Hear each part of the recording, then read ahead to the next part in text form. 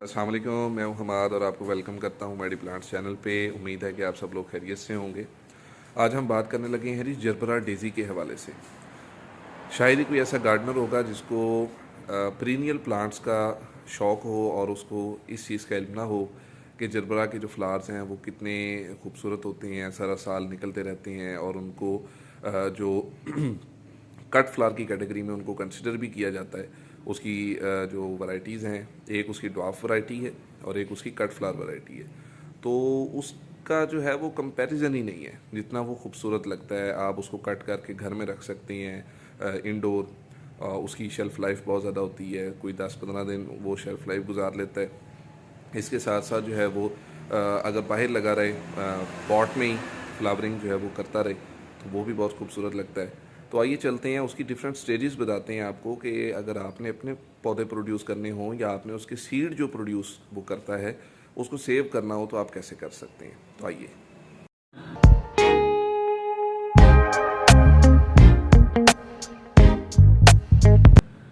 ये तो गाइस, सबसे पहले तो ये एक क्लियर कंपैरिजन आपको डिस्प्ले से ही मिल रहा है कि एक आपको फ्लावर जो है वो काफ़ी हैवी पेटल्स के साथ नज़र आ रहा है, काफ़ी नंबर ऑफ़ पेटल्स जो हैं उसके ज़्यादा हैं, ठीक है।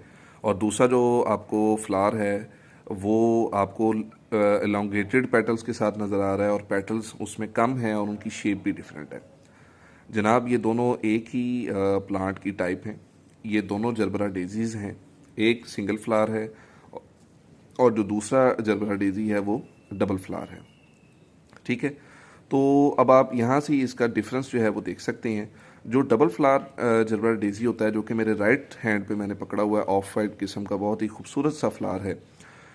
ये जो सीड्स प्रोड्यूस करता है वो ज़रा कम तादाद में प्रोड्यूस करता है, क्योंकि इसको ज़रा स्पेसिफिक एनवायरनमेंट चाहिए होती है, जो कि आम रूटीन में जो होम गार्डनिंग करते हैं वो इसको नहीं दे सकते, मुश्किल हो जाता है।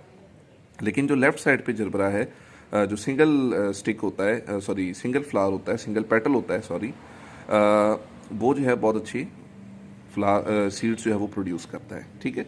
तो अभी मैं आपको इसको दिखाता हूँ कि ये सीड्स जो इसकी जो प्रोडक्शन होती है वो कैसे होती है। तो इधर साथ ही आगे आ जाते हैं।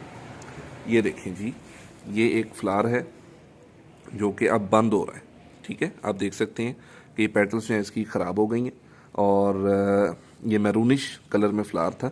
तो अब इसकी सीड प्रोडक्शन जो है वो शुरू हो जाएगी यहाँ से, इस एरिए से जो लोअर पार्ट है फ्लावर का, वहाँ से इसकी सीड प्रोडक्शन स्टार्ट होगी।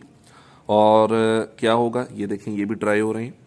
तो ये इनकी सीड प्रोडक्शन अब स्टार्ट हो चुकी है, ठीक है। तो ये मैं आपको दिखाता हूँ कि जी ये बन जाते हैं आपके सीड। ये आपके सीड हैं, ठीक है। ये इस तरह से खुल गया है। इसमें से बल्कि अभी जो है ना प्रॉपरली सीड बने नहीं है। उसकी रीज़न ये है कि यहाँ पे जब सीड बनते हैं ना जी, तो ये देखें, मैं आपको दिखाता हूँ, लेट मी पिक। ये देखें जी, ये हैं इसके सीड।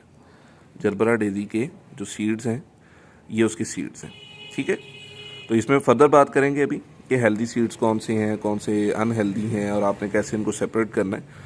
तो इस तरह से आपने जब ये सीड का जो क्लस्टर है ये ओपन हो जाए और ये अपना जो फाइबर है, ये यानी ये जो साथ विंग्स हैं, ये देखें ग्लाइडिंग के लिए, ये ओपन कर लें, तो इसका मतलब है कि seed is ready to harvest. आपने क्या करना है, ऐसे पकड़ के इसको आपने मुकम्मल तौर पे हार्वेस्ट कर लेना है। अब चूँकि मेरे हाथ ज़रा बिजी हैं तो मैं कुछ बीज जो हैं वो आपके सामने ही ज़ाया कर चुका हूँ, वो नीचे गिर चुके हैं। बट काफ़ी सारा जो बीज है वो हमने कम जो है वो जमा कर लिया है अपने पास। तो चलें जी, हो गया जी। तो आइए अब आपको मैं बताता हूँ कि बीज की क्वालिटी जो है वो आपने कैसे मैनेज करनी है। तो ये आपको अंदाज़ा हो गया कि ये सबसे पहले जो फ्लावर है वो इस तरह से खिला होगा, ठीक है। ये नंबर 1 स्टेज है। उसके बाद नंबर 2 पे क्या होगा कि पेटल्स उसकी इस तरह से क्लोज होनी शुरू हो जाएंगी और आपको लगेगा कि फ्लावर तो ख़त्म हो गया, तो आपने इसको कट नहीं करना। सेल्फ पोलिनेटेड होता है, सॉरी सेल्फ पोलिनेशन कह रहा हूँ, ये जो बीज वगैरह हैं आपकी, हनी बीज हैं, दूसरी फ्लाइज हैं, वो इसकी क्रॉस पोलिनेशन करती हैं, ठीक है। उससे इसका बीज जो है वो प्रोड्यूस होता है।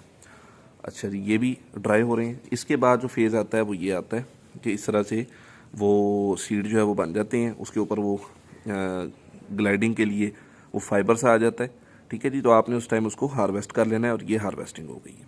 ठीक है, तो अभी इसमें से बीजों को जो गुड क्वालिटी सीड्स हैं, हेल्दी सीड्स हैं, उनको सेपरेट करते हैं। तो आइए चलते हैं जी। तो गाइस ये सारे फ्लोरल जो मटेरियल है ये देखें, इसमें मतलब फ्लावर की डिफरेंट जो पार्ट्स हैं वो इसमें शामिल है, क्योंकि मैंने जहाँ पे सीड फॉर्मेशन हुई थी वो सारे का सारा एरिया ही निकाल लिया था।